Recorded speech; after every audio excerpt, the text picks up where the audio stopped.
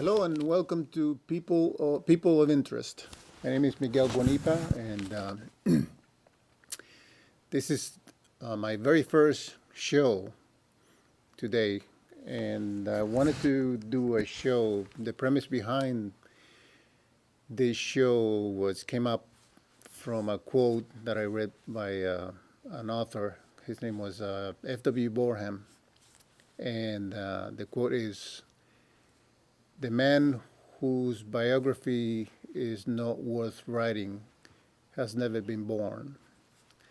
And basically, the idea behind that is that everyone pretty much has a story. We tend to think of people that we see as important people, and we think that they're the only ones that maybe have something to say, and we look at these people as celebrities and such, and we think, well, maybe they can share something that I'm interested in. But we don't think of the rest of us, which we do have stories. Everyone has a story. And that was the idea behind the show. I wanted to interview what you would call, I guess, regular people and have them tell their story. And today, I wanted to introduce actually my very first guest. It's Morgan Hurley. And how you doing, Morgan? Hey, Miguel. All right. Nice to see you. Good to see you, man. Morgan is a good friend of mine, but he's also my son-in-law. And I was thinking maybe I for my first show, I want to invite somebody who I know a little bit, maybe, and I know a little bit about Morgan. And so I asked him to come to the show, and he agreed right away. So here he is. Now I understand, Morgan, that you had to give up a game of bean bag toss to come to this show. I did. Yeah? I did. I had a prior engagement, but just the thought of being on television, I couldn't pass it up. Yeah. So this was with your friends, Yeah. home work friends and so forth. Okay. Yeah. So I was invited. This lady at my work, she plays in a Charlton cornhole tournament with her and her husband every Tuesday night or so. And when I found this out, I loved it. I was like, oh, I got to try to get into this somehow. Yeah. So I expressed my interest, and that's when she expressed her lack of interest in the game. So she said I could take her spot whenever I wanted to. Oh. And So why do what is it, cornhole? What is it like? Where did this originate? Because I said beanbag toss, and but cornhole, it sounds kind of weird. yeah, it's kind of strange. You're Do right. they throw corns and things like that? Yeah, full ears of corn. They Well, throw. just making that up. Yeah, no. I think originally the bags themselves had corn in them. Oh, okay. Yeah. So All right. since they just fill them with corn, and you throw them at like a ramp with a hole in it, and you get one on, it's worth 1 point. You get it in the hole, it's worth 3 points. You play to 21. That makes sense. Okay, well, that's where that came from. Yeah, I'm pretty good myself, actually. I remember I used to play. I played with Morgan a couple of times, the cornhole game, and Morgan is a very competitive guy, and I'm not that competitive. So I had to adjust a little bit to how Morgan took the game very seriously, and but Morgan takes a lot of things very seriously, like work, for example. Yeah, I'm passionate about a lot of things. I think Yeah. that's what it is. I just strive. I want to be really good at everything that I do. It's not so much that I want to win or beat the next person. Really? No, I really like to do my best in everything that I attempt at doing. Everything. I mean, woodworking, even simple cornhole beanbag toss. I want to do my best at everything that I do.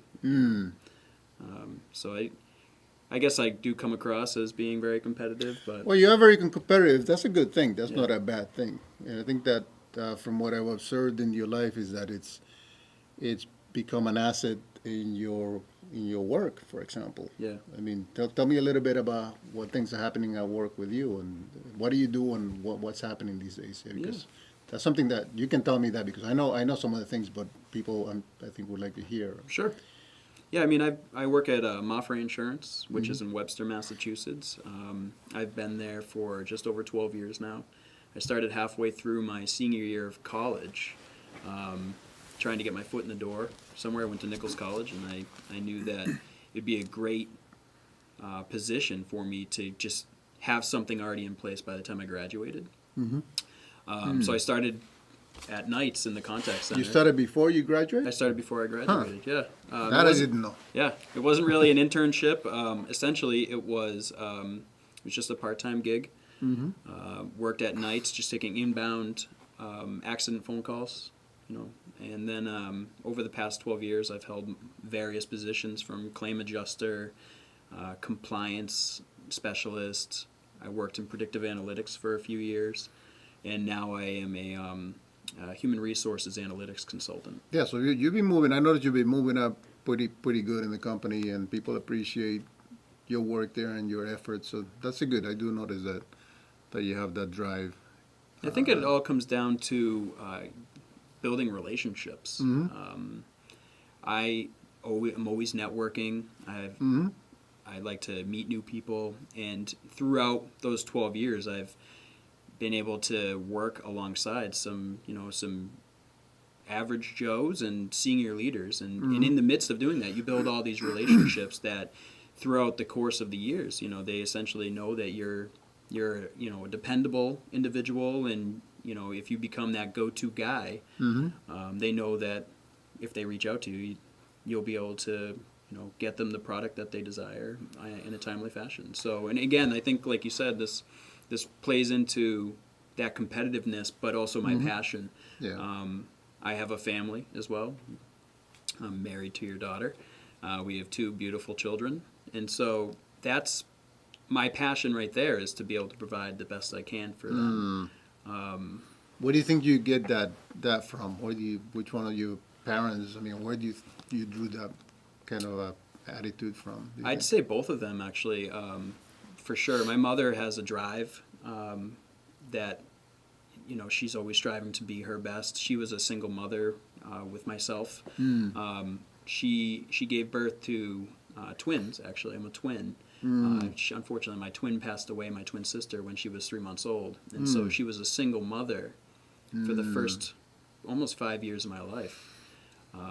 But my stepdad was always kind of there as a friend, and then they ended up getting married when I was 5 years old, and he adopted me right about when I was 13. My mother, just going through those first few years as a single mother made her very strong, independent. She had really good spirit about her, and essentially she had the drive and the passion to always do her best to be able to provide for me. So I definitely get a lot from her. But then again, my stepfather, he was born with cerebral palsy, CP. And so cerebral palsy has many different levels of the disease of sorts. Yeah. Essentially, what it is when you're born, you have a lack of oxygen to your brain, and it affects various parts of your system. Like a cousin of mine at one point, she was born with CP, but it affected her completely. Even her speech, where she was stuck in a wheelchair, immobilized. But my stepdad, he was born with limited function of his legs, and through the first 10 years of his life, he was in and out of a body cast, and he was basically told that to live any kind of normal life, you're not going to be able to work, you're not going to be able to play sports, and in that, he had the drive to say, what, I'm going to do what I want. So he boxed in high school. He was a boxer. Wow. Which I found amazing. He would hold on to the ropes, and when the other opponent would come near him, he would let go, and that's when he would... Is that right? Yeah. And then, Wow. he worked for 25 years as an auto mechanic on his legs, standing up all day on a cement floor, and he basically defied the odds of whatever the doctors told him that he was going to be able to do. So that in itself, growing up with that, just seeing everything that he was able to do, was really inspiring. Did you see him boxing? Or was that I wish I before saw you him could- box. Yeah. no. Did Only you box with him? Or? only video game boxing, I think. No, A but not. disciplinary action? Again, when they get Sure. into a boxing match? Maybe if I Just- mouthed off, I don't know. But no, he was a person of great influence. Huh. To be able That's to great. instill to have that father figure in my life while growing up, because it's if he didn't show up for quite some time, I wouldn't have had that figure in my life. And I think it's very important to have both the mother figure and the father figure. I mean, they instill many good values. Wow. Well, that's great. I mean, Yeah. I wonder if you remember, just moving on to maybe kind of a side note, but I was thinking today before I was going to talk to you, you told me a story of when you first met me. You came to the house. If you want to share that with the audience. Yeah, that was very funny, actually. I'm the So- father-in-law. So. Yeah. So I show up the very first time to meet your daughter, Faye, and I come to the door, and I was dressed pretty well, I think, for the most don't part. I was remember. going to take her I just remember one thing. yeah, I was going to take her to Vinnie T's, which at the time was, in Worcester, and I show up, and I greet Miguel. I shook his hand, trying to be very proper. I don't know if I said Mr. Guanipa or not, but I probably wouldn't have been able to pronounce it at the time. But I remember he goes, "So the first time you meet my daughter, you couldn't even shave, huh?" And It wasn't exactly worded like that. Yeah, It's like, you didn't shave. Huh? yeah, you didn't shave, right? And I think I literally just had a scruff. I didn't have a beard. Were you intimidated by that? Or? Yeah, I think Yeah. so. But you did. But that's the goal, right? So I guess so. Scared the guy. I For think anybody who has daughters out there. So yeah, and I've got two, so I'm taking So it some, worked. some It tips, worked. right? It Tips worked. from the pro. well, he's got Morgan has two beautiful daughters. One is 5. Yep. And Frida is 2.5. 2. It would have been great if we had pictures of them. But anyway, you can go to Instagram and see Yeah. them. Yeah. Her mother is always posting the pictures. Yeah. But so you have the 2 daughters. Now, your daughters have a little bit of both, each one of you in them. Do you think? Would you say? Like, Oh yeah. I mean, that's the most interesting thing about children. You think that you have your first, and that every one will be similar. Almost, you think they're from the same person. You wouldn't get an individual that's completely opposite. Where Olive is tall and lanky. the And 5-year-old. Yep, Olive, the Yep. 5-year-old, she's tall and lanky, and Frida is, short. But I'll tell you what, the funny thing is that you're absolutely right. Olive has my personality for sure, Yeah. and also an artist, like your daughter. I mean, Faye, my wife, is a very amazing artist. But you can see those qualities coming through both of them at such a young age. Frida's just free-spirited and very, very funny. Yeah. She's so quirky, and the things that she does, I can't believe that's coming from a 2.5-year-old, little girl. But yeah, no, you're absolutely right. They definitely have qualities and characteristics from Temperaments. The, are definitely very similar temperaments in some yes. ways. I think actually the one temperament that was stacked into both of them from both of my wife and I was stubbornness. Oh, you admit him from you too. Yes. Oh, that's great. Yes, That's good. yes.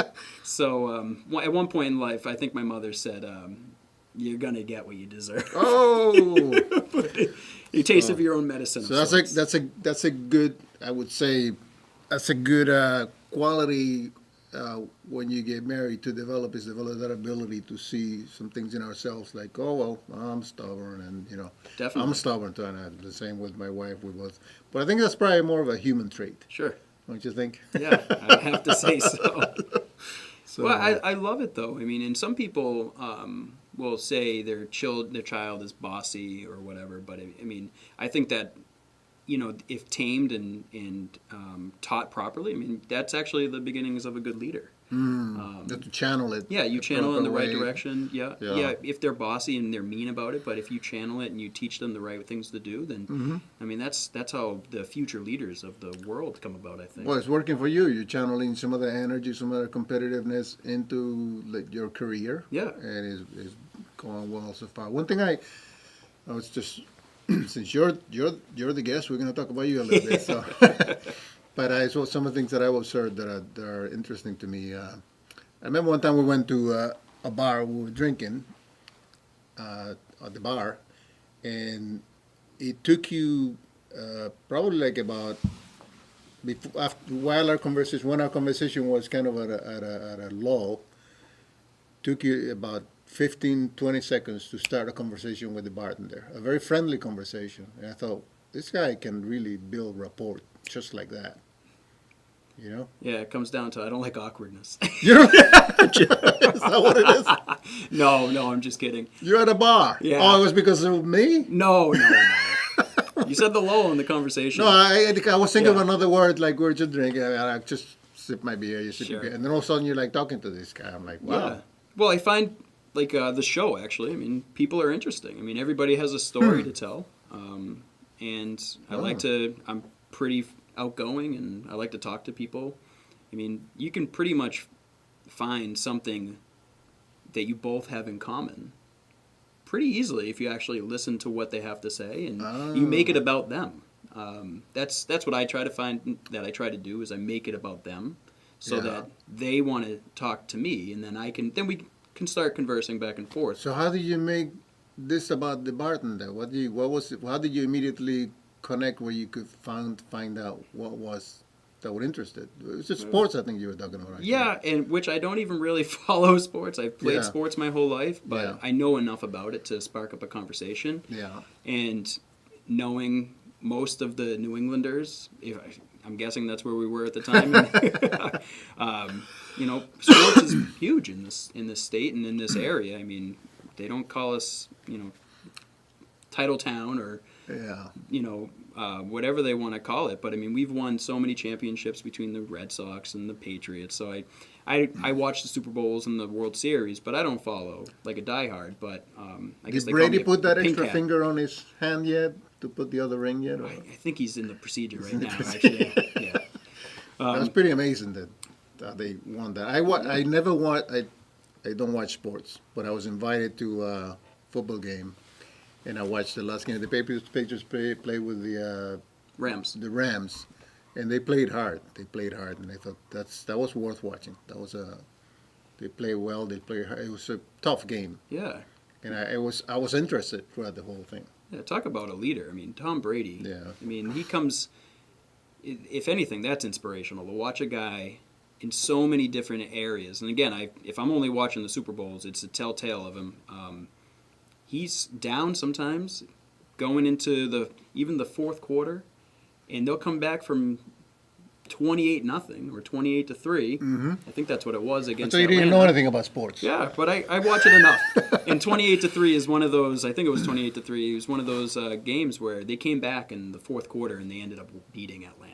And they make T-shirts that say 28-3. So that's primarily why I know. But I mean, he's an inspirational guy right there too. I mean, you talk about bringing your team from nothing to being a champion. All right. This is not the Tom Brady show. Yeah, let's talk about Morgan Hurley here.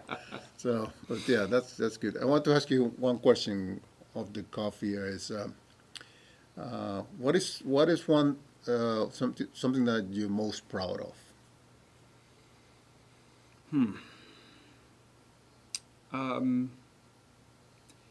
Family is pretty difficult to grow a family and to have children. I think buying my first house, the house I'm in right now, is one of those accomplishments that I'm pretty proud of. Yeah. My wife and I at the time, we knew we could do it, but you're both so nervous and you get through it together.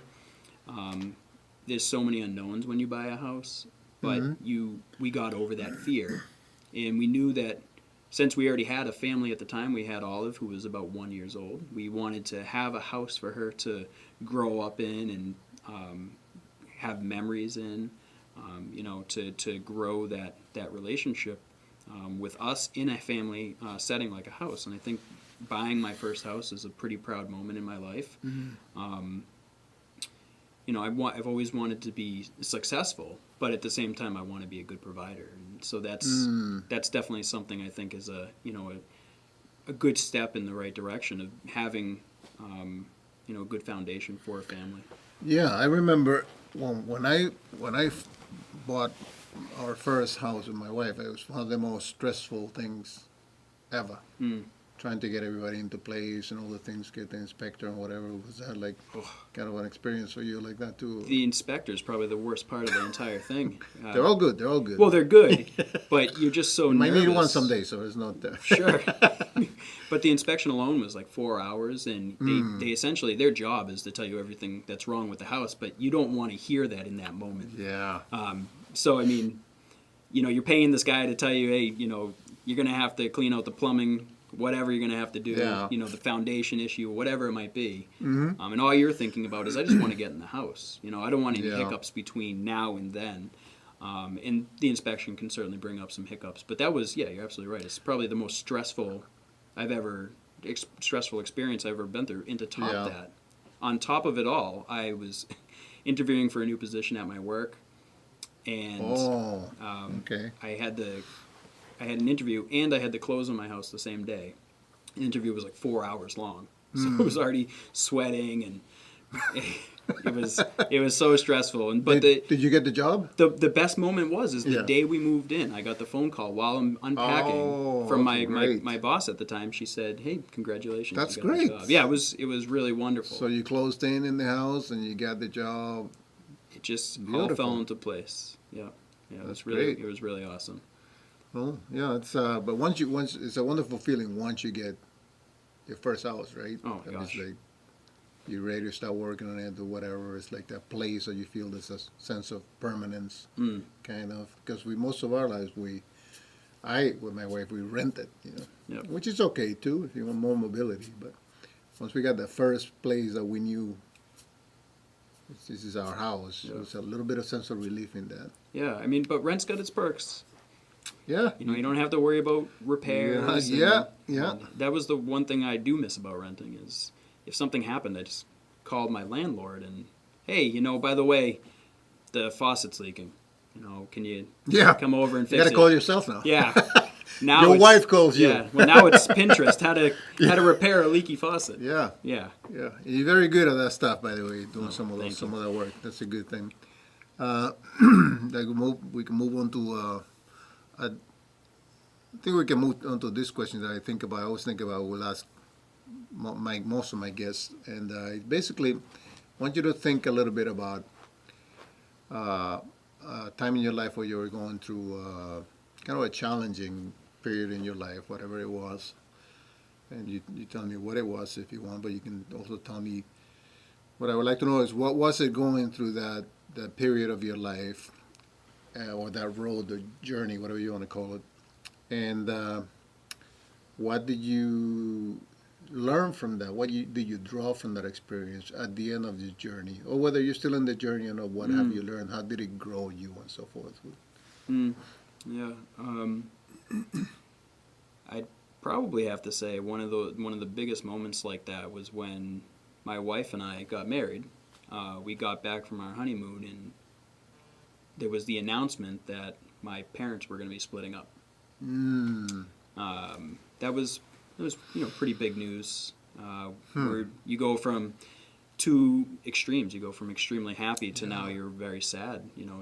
All within a day, because we literally just got back from our honeymoon that day, and that alone caused a lot of things to happen within both sides of the family. I guess between my mother and then my stepfather's side.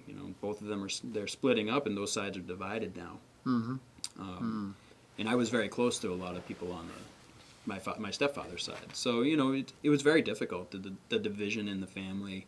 My wife, my brand new wife, having to deal with this with me now. It caused a lot of stressful moments in our lives, in our early parts of our marriage. But I'll tell you what, we grew a lot from that. We really learned how to have each other's backs. We learned certain things that sometimes, the other person might not like very well because of the decisions that you're making. So you learn to start making decisions thinking about the both of you. You're not just thinking about yourself anymore. So I think I mean, that's one of the biggest things, especially in a marriage. You know, you go for so many years, 25 years or whatever it might be, always worrying about yourself. And now you have this other individual that you have to worry about. Now you have three. Now I have three additional. That's right. Well, four. You got me and my wife too. Five. Yeah, You you're got right. a whole bunch of I people. do worry about you too a lot. Yes. But actually, no. I mean, through our relationship, you and Christine. I mean, we were able to, because you guys were very foundational for Faye and now for me. To really instill really good values. Even as I was growing up, this is something silly, but my grandmother, half joking, said, because of some of the things that I did in my adolescence, she said, at one point in time, I wasn't sure if you would be in jail at this point in your life or not, but as like a half She had kidding, a lot of hope for you, huh? Well, yeah. Well, that's This boy's showing a lot of promise. but they, because boys are boys sometimes, and you make stupid decisions. But as you get older in life, and you have these new experiences, and you have those people that you have responsibilities over and for, you have to make better decisions. And because of the family that I have surrounding me now, Yeah. I've learned a lot from that. So. But going back a little bit to that experience, because some people have to make hard decisions sometimes, I guess. And I'm thinking, I guess I'm talking right now about this experience, and just want to think about that. I'm wondering if you also think about that as well. I mean, it was not a pleasant experience, but you also kind of recognize the other side. What do you see on the other side? That is there something positive from that? What can you draw that's positive from that? That's a tough one, because divorce really has a huge impact on family, and it's hard. It's sometimes hard to claw your way out of it. You still We're still dealing with it. This is 9 years later. You're still in the journey, but Yeah. but you still also. I mean, there's some healing that's happening, and you spend time with your parents and Yep. and so forth, and I mean, there's one of the things I guess we could. I guess eventually a lot of conversations about pain like that sometimes come down to also forgiveness. You feel in some place where you need to confront that question about forgiving somebody, whatever, for the decisions that they made, and truly forgiving them in your heart. I mean, I guess I'm leading you too much into the question about your mother and your parents, because I know your mother and I know your father, and Yeah. they're ultimately they're good people. Yeah. They're like. Well, I guess But- when you just said it right there, forgiveness is probably the biggest thing I think that can come out of all this horrible situation. You have a lot of things that are weighing on you, and things that people have done to maybe really hurt you in the past, but some of these people you truly love, and sometimes you can overlook those things that happened in the past. And some people don't mean to hurt you. Yeah, and they don't you mean know? to. Yeah, It's like, yeah, absolutely. Because again, most times they don't. Mean to. again though, Very rare that they mean to hurt you. Go ahead. we as people, the human nature is very selfish. A lot of the times you think about Well, you should yourself. speak for yourself when you say that. Sure. Just kidding. Good. But again, a lot of people think about themselves in the moment, and not how it's going to impact the people that are around them. How it will either negatively or positively affect. So those that's individuals. something that you drew also from Sure. that, and that you think about, because you have 2 children and Yep. your wife, and Yeah. it's hard to forget yourself, but sometimes you do have to forget yourself. Sister, are you interviewing me or am I interviewing you? What's going on here? No, you're absolutely right. I mean, there's so many things, especially from moments like that, where you just come out, and some people don't come out on top, but sometimes you come out and you're a better person for it because of those values that you've learned.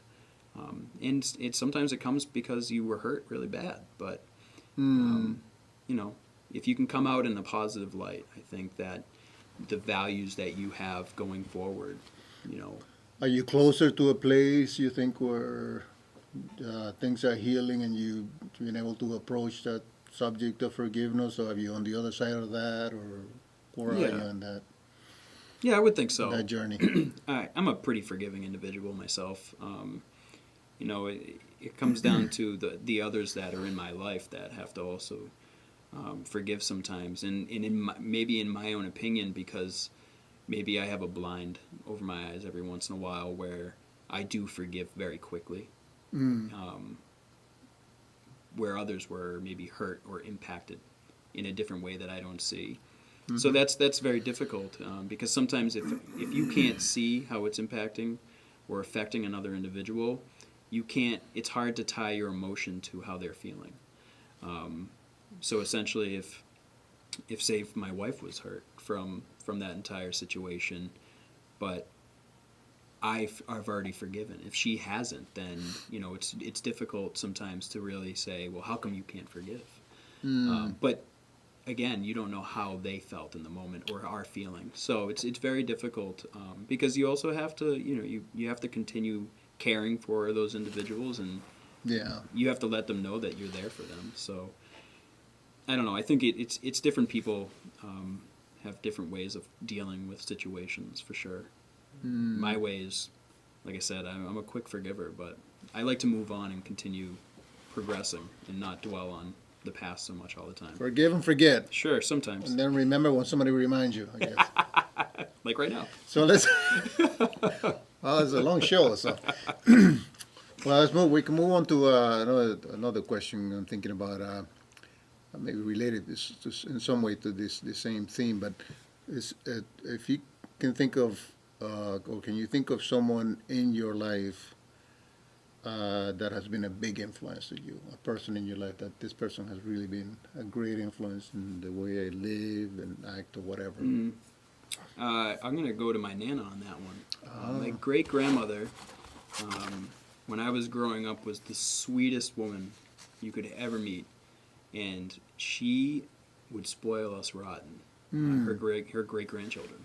So when I was a little boy, we would play rummy or other card games, and we'd have quarters that we would bet with. They're all her quarters, but she always said, if I ever catch you cheating, I'll never play with you again. And the funny thing is, she would cheat all the time. Rough, huh? Oh, she was a cheater too. She was a cheater, but I didn't know this until I grew up. But that stuck with me because she made it seem like just always be honest in everything you do. Because, lying, cheating, stealing can have so many repercussions to everybody that's around you, to those directly affected. So she just talked the talk, but she didn't walk the walk, is what you're trying to say. She was a very sweet woman, woman. I'll never forget the best thing that she would ever make for us or do for us was she would have vanilla ice cream, and she would put it in the microwave for about 10 seconds, and then put maple syrup over it. Ooh, we got to try that. Yeah, it doesn't quite melt though. Right? No, it just gets soft enough. You put syrup and then on you that. put the syrup on it, and you could probably even heat the syrup to make it a little bit. But I'll tell you, that is one delicious dessert. Yeah. When's your next diabetes? You have to have your blood checked. Luckily, I don't have that ailment. I'm good there. All right. So anyway, go ahead. I'm sorry. Yeah, no, I would definitely say my Nana. She was the sweetest woman. She passed when she was 86. I think I was in high school at the time, and that was hard, because I would go and visit her and my grandmother for almost a month on end in the summertime, ever since I was 7 until about 15 years old. So we'd spend a lot of time with each other. And just remember, you couldn't do anything wrong. She was just one of those kind of individuals that just saw the best in every person, and she loved her grandchildren, great-grandchildren. She was just really awesome. That's on your mother's side or your father's side? That was my mother's grandmother. Mother's grandmother. Yep. Oh. Yeah.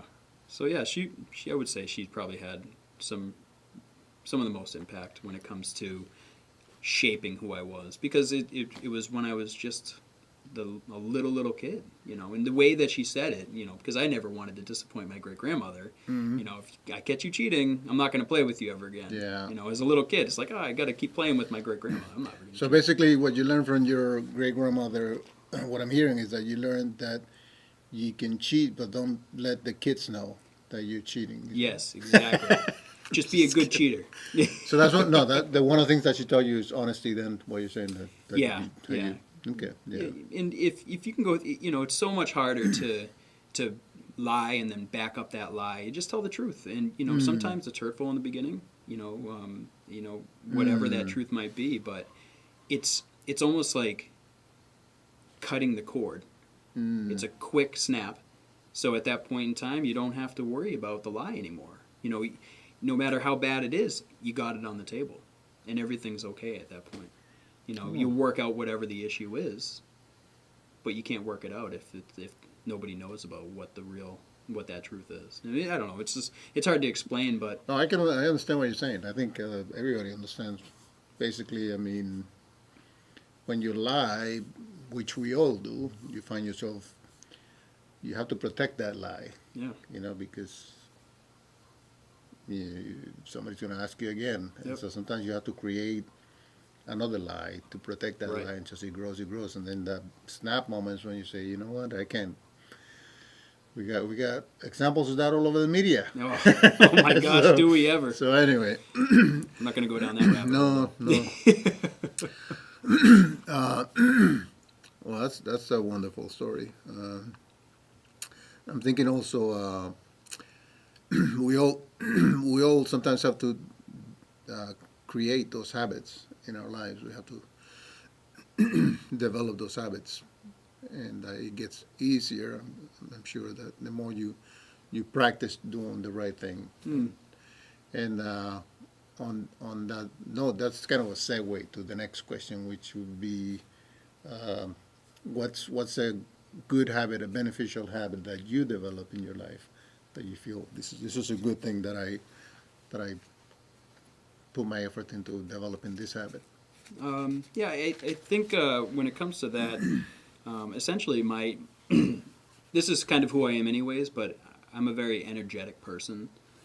But the way that I use that energy is to work really hard in everything that I do. It doesn't matter what it is. I mean, we could be building a patio at your house.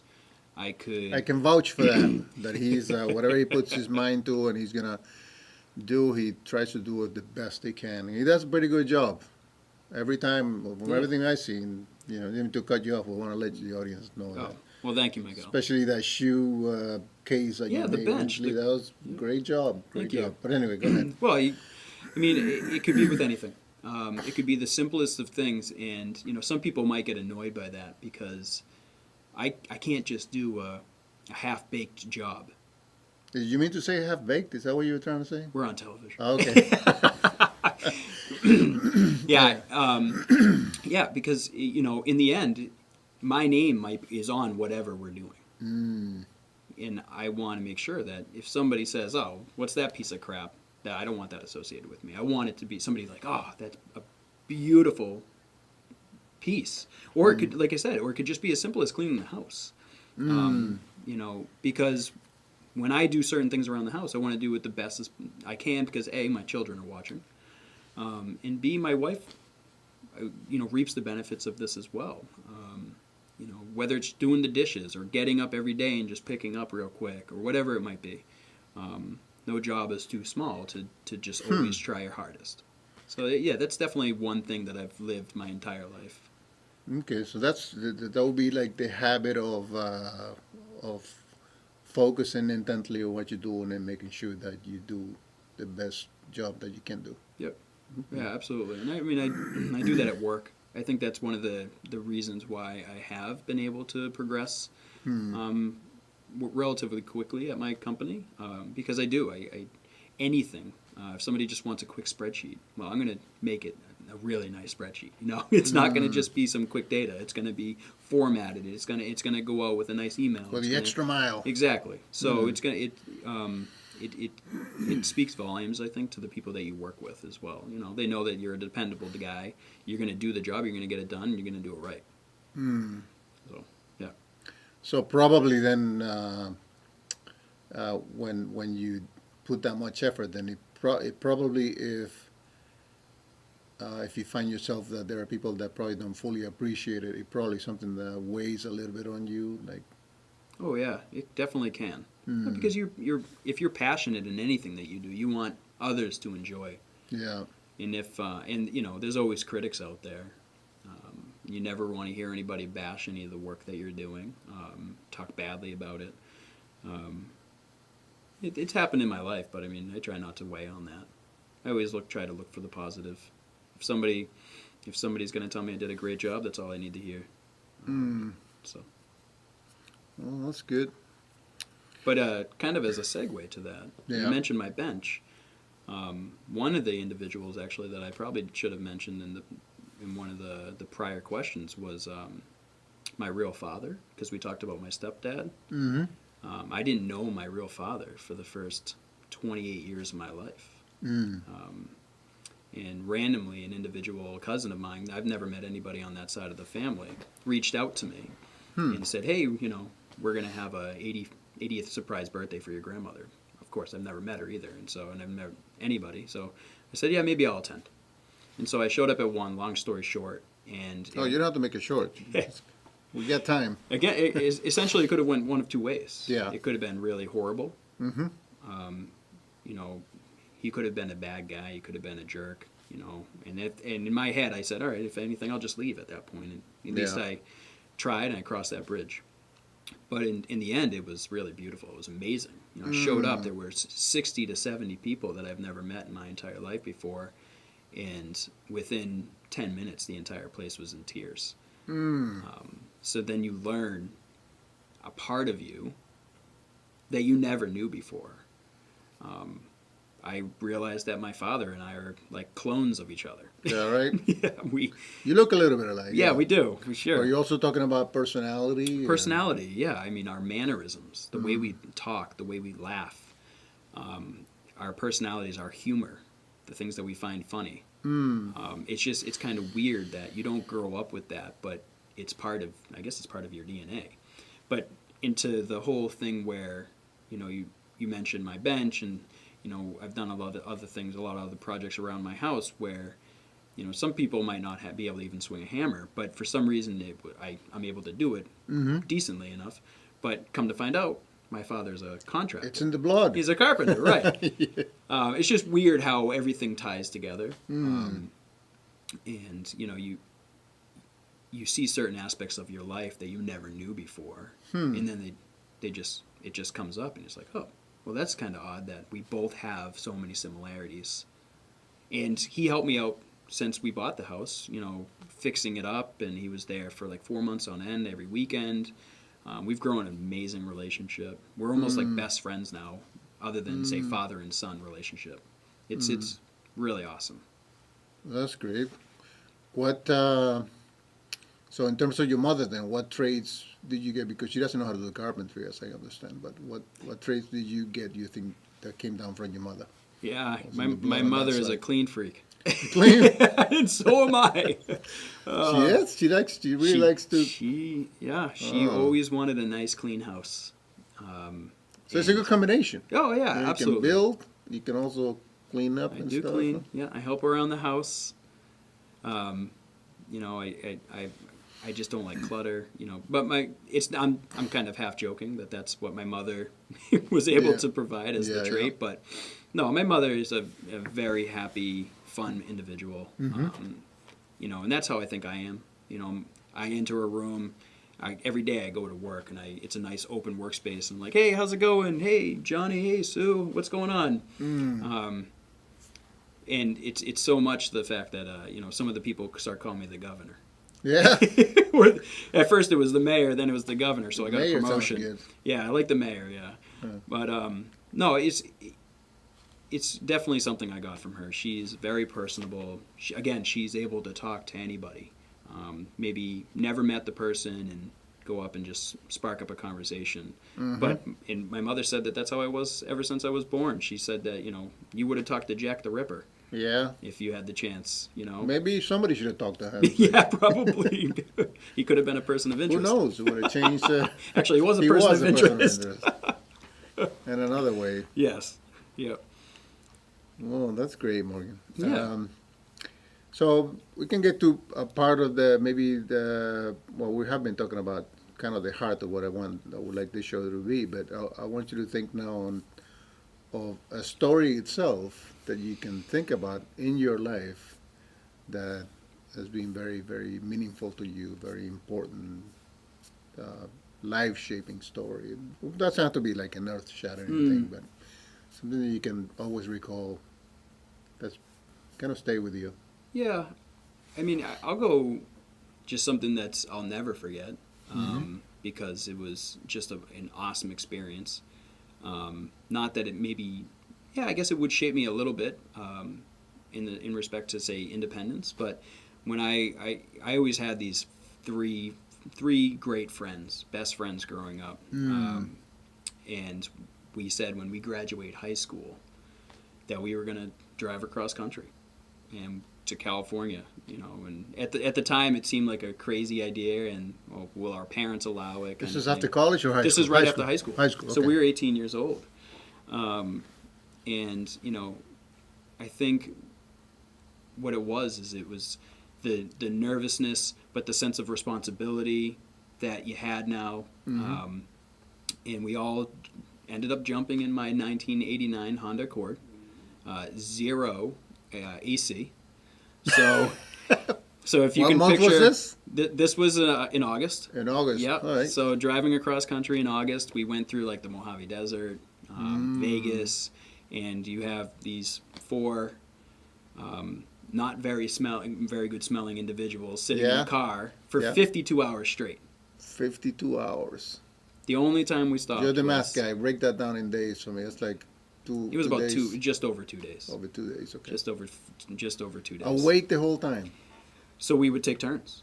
Yeah, so that's the best part about going with four people because you can all take turns. Two in the front would stay awake, the two in the back would sleep. Yeah. So you had some scheduling, and you really hoped that your co-pilot in the front wouldn't fall asleep, which every once in a while they did, and you end up slapping yourself in the face to try and continue.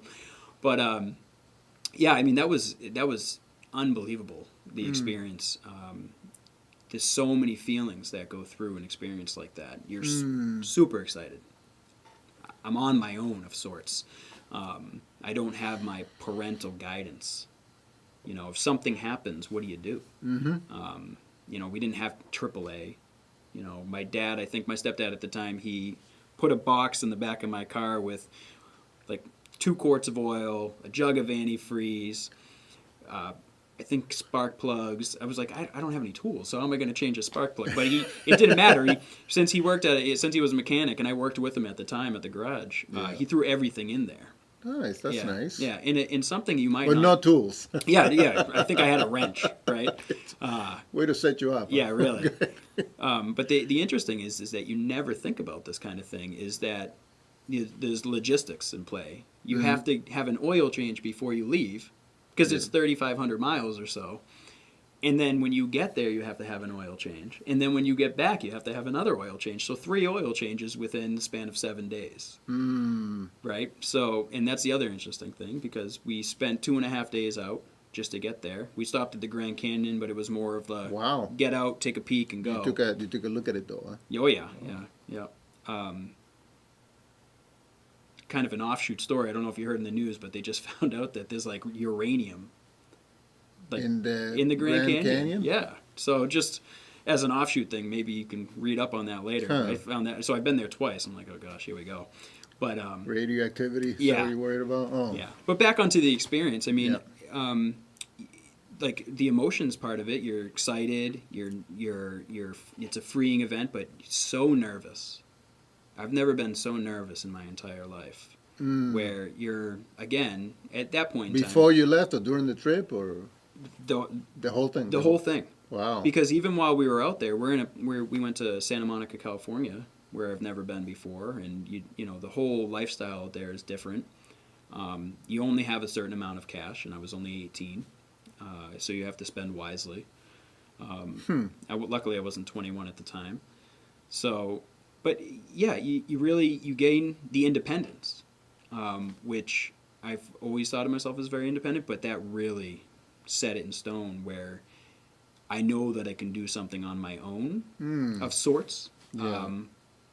You know, where I was able to get there and back. And at 18, you know, that's, you know, uplifting for an individual, I guess. You know, you're able to, you know, realize that, I guess I became a man. I don't know if that's the right term or whatever, but I came into my own, and you know, I was able to make decisions that had, you know, ramifications potentially. So it's like how you have to make the right decisions, because if you make the wrong ones, it could mean that you get stuck, you could get hurt, you know, arrested.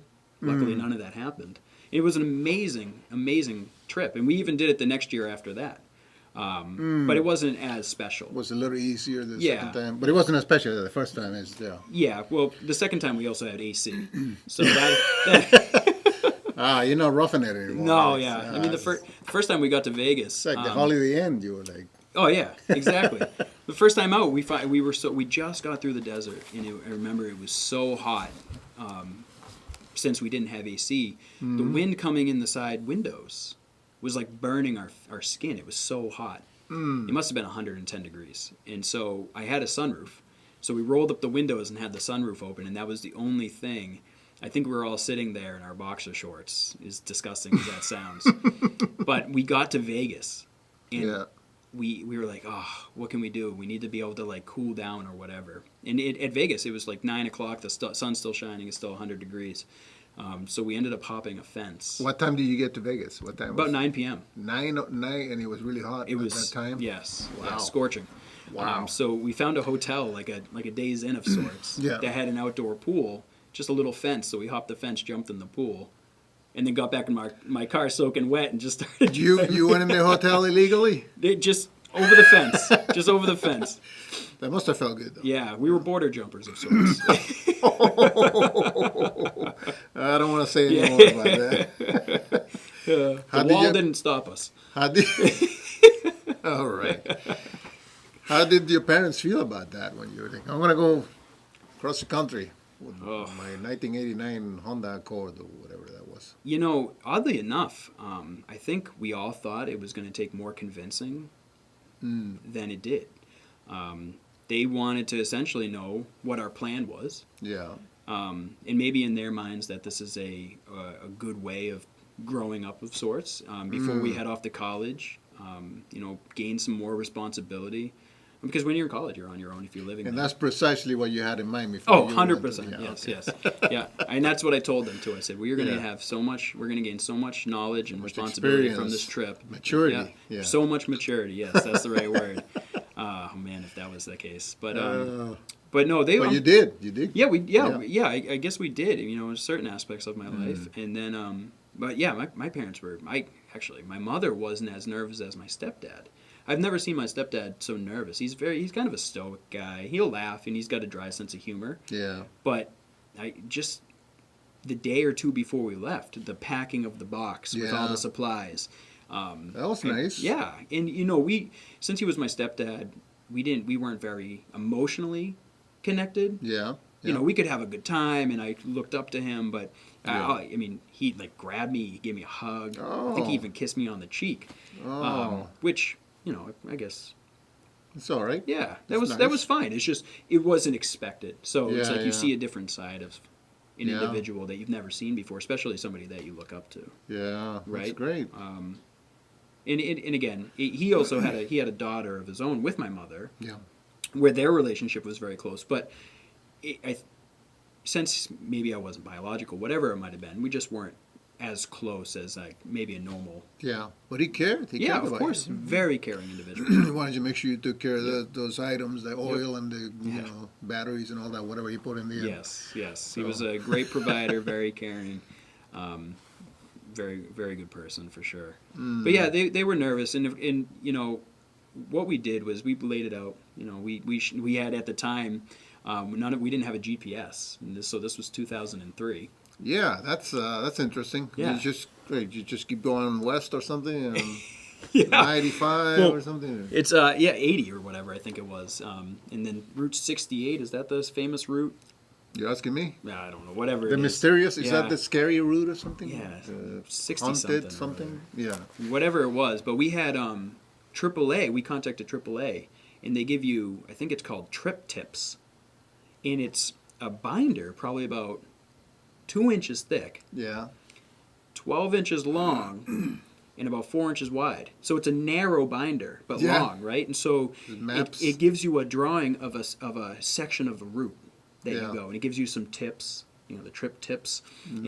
And as you go, you can see as you progress, you've turned to the next one. It's all Oh, is that laminated. right? Yeah. So it's chronological, kind of Yeah, like let's yeah. go on the next place. Yeah, the it's next- sequential. So as you get to the Ah. next point, you turn the page, and it's like, okay, now I've got another 18 miles on Route 70 or whatever it might be. That was like the equivalent of the iPhone thing now. Like, Sure. It's what you just have to flip the pages. You got to flip the pages like a Rolodex. Did you hear a of sorts. voice when you filled the bit, like a lady saying, In "Turn the back right," of my head? Oh, We're okay. going the wrong way. rerouting? Yeah, right. Calculating. That's good. Are you planning to do any trips like that again in the future Oh. to rekindle that adventure? You know what? Every time we get together, my buddies and Yeah. I, that's all we talk That's about. all you talk. That's all what you want to do it again. We would love to, but Oh. again, when you have children, I'm not going to. Hey, see you later. You could, Phasey, you know, you could. Which is my wife. You should talk about that. That could be, reliving one of those experiences with your good friends who are still your friends today, Yes, right? today. Yep, and we all have families of our own. We all have children. Yeah, it would be great is if I could get a mobile home or whatever and take my family out, on a trip. It won't like be the that. same, though. It won't be the same. No, you got to get a car with no air conditioner. Yes. And like 200,000 miles in it already. If that's about Make it right. adventurous if you're gonna do it. Yeah. Yeah. All right. Nerve wracking the entire time that because we were overheating every once in a while. Actually, the best part of the trip. You turn the heat on for that so you can Oh yeah, cool it you off. have to roll the windows Yeah, yeah, down, pull over, put a little coolant in it. Yeah. But actually, I forgot about the best part of the trip. We were on our way back, so you have Yeah. 3,500 miles each way. So on our way back, and we literally just started our journey from San Francisco. We went up from Santa Monica to San Francisco, which is like a 5-hour drive. It's crazy. You don't realize how big California is. Yeah. But anyways, we're driving back, and we just had our regular driving lights on, no high beams, and all of a sudden it went dark. And at the same time, both my headlights went out, but my high beams worked. Yeah. So we drove 3,500 miles all the way back to Massachusetts with only high beams on. And I can't tell you how many people we aggravated.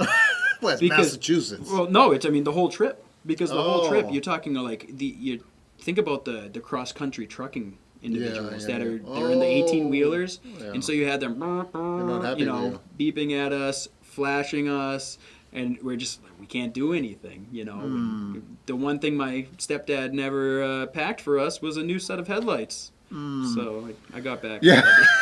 And tools for that. I'm glad you brought up that story because it goes back to the point of the show is we're talking about journeys. So I think it's time for us to close. Thank you very much, Morgan, for joining me. I hope you all enjoy the show. If you want to call the studio at some point and you would like to be part of the show, let us know. Yes, thank you very much, Miguel. And you're welcome. Thank you, and we'll see you again next week.